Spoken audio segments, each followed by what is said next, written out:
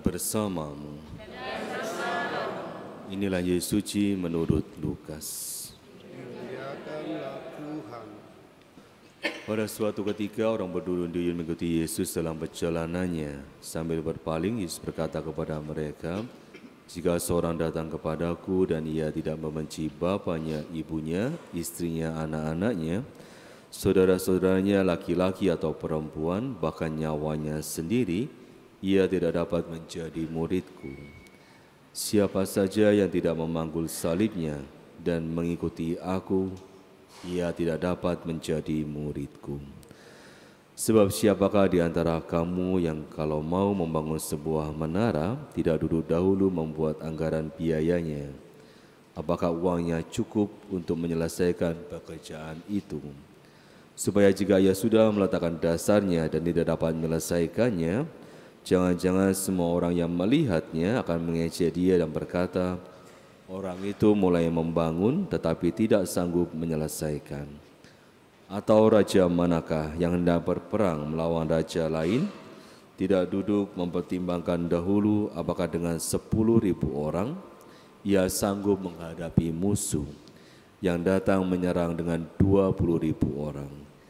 Jika tidak, ia akan mengirim utusan selama musuh-musuh itu masih jauh untuk menanyakan syarat-syarat perdamaian.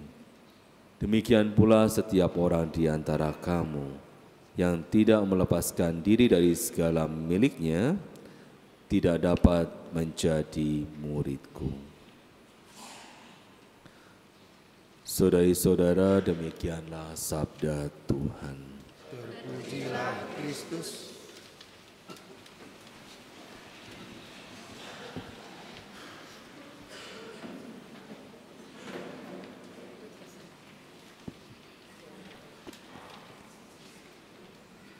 Tuhan Yesus memanggil kita secara khusus, secara unik, tentunya bukan tanpa alasan. Yesus memanggil para murid pertama, 12 murid, dan kita melihat dari bacaan Injil bagaimana mereka dengan sukarela meninggalkan semuanya dan mengikuti Yesus. Tetapi untuk zaman sekarang mungkin tidak semudah itu. Kita bisa membayangkan dan segala macamnya, kita meninggalkan semuanya.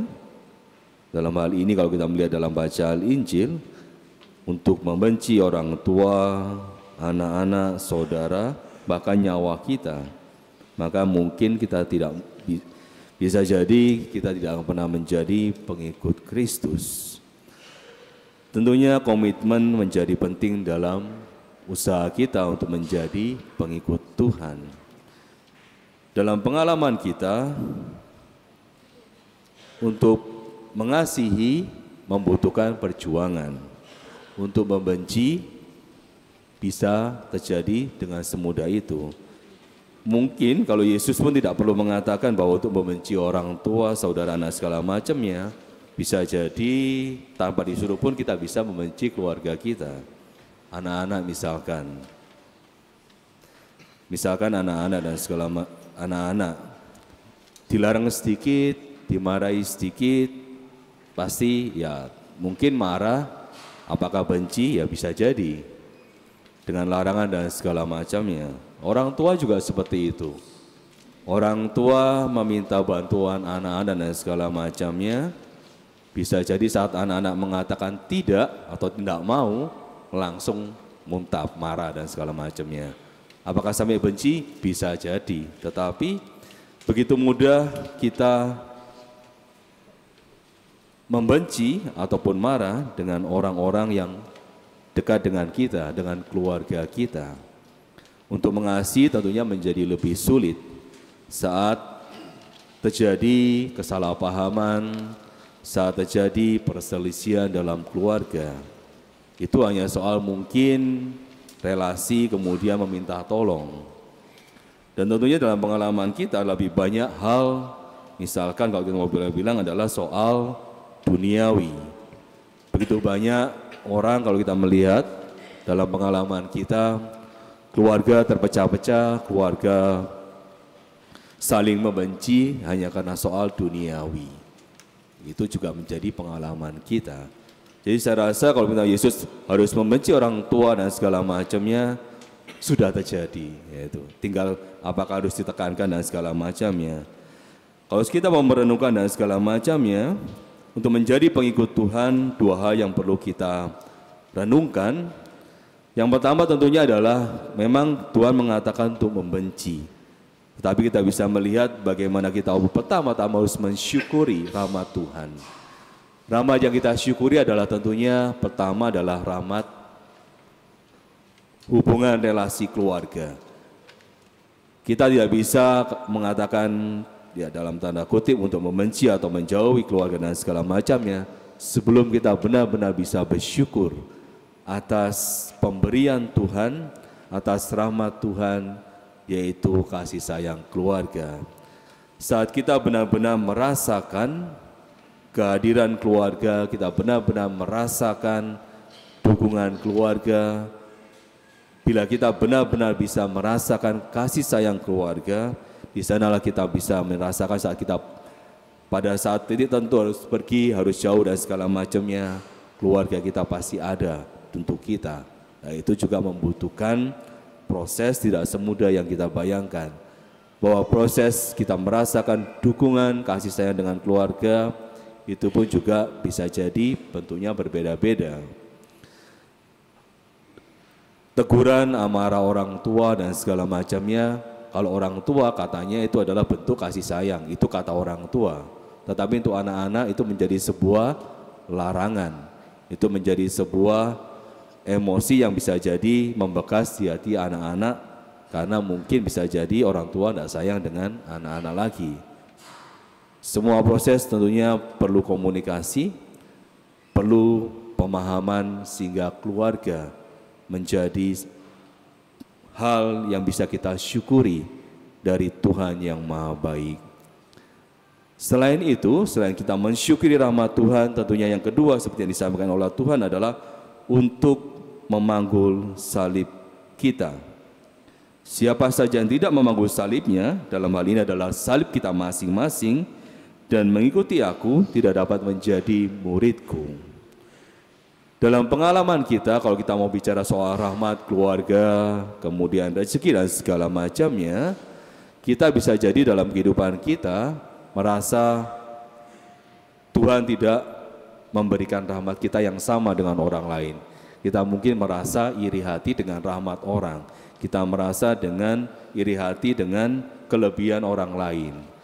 Tapi soal bicara dengan salib, tidak pernah ada orang yang iri hati dengan salib orang lain. Ada orang yang merasa, ada yang pernah memikirkan, saya mau salibnya orang ini, saya mau sakitnya orang ini, saya maunya penderitaan orang ini.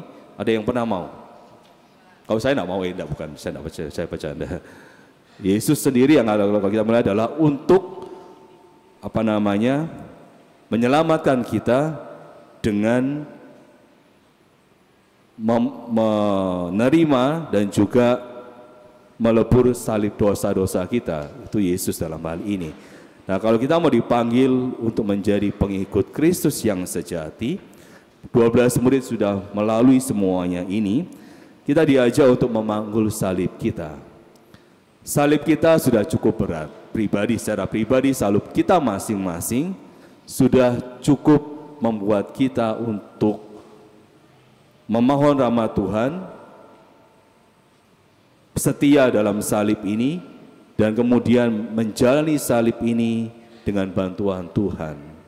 Jadi kalau kita, ya ini pengalaman manusia, kalau kita mau iri hati dengan berkat orang, rahmat orang, tetapi tidak pernah kita iri hati dengan salib orang. Maka kita mau mencoba untuk melihat bahwa setiap rezeki, berkat dan segala macamnya sudah diberikan Tuhan kepada kita. Dan tugas kita adalah memanggul salib kita masing-masing dengan penuh rasa syukur juga. Kita tidak pernah tahu bagaimana perjalanan orang yang katanya berkatnya begitu besar, rahmatnya begitu besar, ya tentunya salibnya juga besar. Kita yang tidak pernah tahu hal itu. Maka dalam masa pengharapan di tahun jubileum ini, kita mau belajar bersama-sama dengan Tuhan untuk menjadi murid Tuhan, untuk menjadi pengikut Tuhan. Mungkin kita belum sampai pada titik untuk melepaskan semuanya. Kalau dalam penutup bacaan Injil, kita melepaskan segala yang kita miliki, termasuk relasi keluarga, termasuk juga hal-hal duniawi. Tetapi kita mau belajar untuk menghitung rahmat Tuhan. Kita mau belajar untuk melihat rahmat Tuhan. Kalau kita melihat dalam bacaan Injil adalah bagaimana kita mencoba untuk diajak oleh Tuhan untuk menghitung-hitung anggaran, menghitung-hitung apa yang kita miliki, menghitung tentara yang kita miliki. Kita mau menghitung rahmat Tuhan yang telah dicurahkan dalam kehidupan kita. Tuhan pasti mencurahkan rahmat-Nya kepada kita. Ukurannya pasti berbeda dengan orang lain. Saya rasa kita tidak perlu iri hati. Bila kita mempunyai salib kita masing-masing, maka kita pun juga mempunyai rahmat, berkat, anugerah kita masing-masing. Di saat kita mau mensyukuri hal itu, dan juga bersama-sama kita mensyukuri segala salib yang Tuhan telah berikan kepada kita, kita pun juga telah menjadi murid Tuhan. Dan ini juga yang bisa kita ajarkan kepada putra-putri kita. Bagaimana mensyukuri rahmat Tuhan, mensyukuri salib, menjalani salib adalah bagian penting untuk menjadi murid Kristus, pengikut Kristus.